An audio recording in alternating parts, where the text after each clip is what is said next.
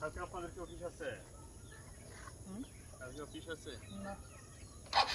বন্ধুর প্রেম জ্বালায় অঙ্গ জলে সখী কি দিয়া মিঠাই। বন্ধুর প্রেম জ্বালায় অঙ্গ জলে সখী কি দিয়া মিঠাই। ভাই আপনার বাসা কোথায়? আমার বাসা হচ্ছে আজমপুর। নট, আপনার বাসা আজমপুর না, আপনার বাসায় তো বলে আজমপুর না, আপনি হয়তো বা করিমগঞ্জের পাশাপাশি হবেন, আপনি আজমপুর দাঁড়িয়ে আছেন। মূল বাসা কোথায় সেটা বলেন। এখন অস্থায়ী বাসা হচ্ছে আজমপুর রেল স্টেশন, আর স্থায়ী আপনার বাসা হচ্ছে আপনার বাসা রেল স্টেশন, আপনি কি রেল স্টেশনের কাছাকাছি। কাছাকাছি? আচ্ছা ঠিক আছে, আপনার হোম ডিস্ট্রিক্ট কোথায়? না, হোম ডিস্ট্রিক্ট সিলেট, করিমগঞ্জের কাছাকাছি। আচ্ছা আচ্ছা ঠিক আছে, আপনারা ওই মানে পূর্বপুরুষ বা আপনার বাপ চাচা কোথায় আছে? সবাই বাংলাদেশ, সবাই বাংলাদেশে। সবাই একের পর আপনি তো সত্য কথা বলেন, সত্যবাদী, আপনি মিথ্যা কথা কেন বলবেন? একের পর এক সবাই বাংলাদেশি, আমরাও বাংলাদেশি, আমরা রোহিঙ্গা নয়। আচ্ছা, আমরা এখন কোন জায়গায় দাঁড়িয়ে আছি? আমাদের পাশে কি আছে? আমরা এখন যে জায়গায় দাঁড়িয়ে আছি সেটা তো হচ্ছে আজমপুর 0 পয়েন্ট। এই পাশে হচ্ছে ইন্ডিয়া, এই পাশে হচ্ছে আমাদের বাংলাদেশ। ভারতের ত্রিপুরা। আচ্ছা ভাই, আপনি কি আপনার পরিচয়টা? আমার পরিচয় হচ্ছে আমি এই এলাকার বাসিন্দা।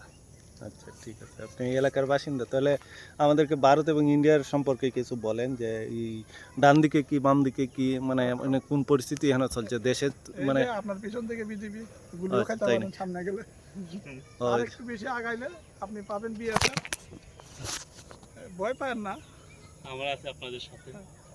আর একটু আপনার বেশি পেটে খিদে লাগলে কাঁঠালও খেতে পারেন। হ্যাঁ। কাঁঠাল আছে। বেশি টেনশন না, আর বেশি হলে এটা খেতে পারেন। এটাই পানি দেন। এটা হচ্ছে একটা ফল, ধরে নেন, আমি একটা ফল দিলাম।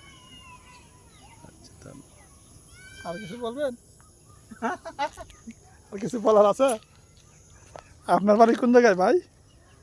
আমি হাসন রাজার দেশের মানুষ।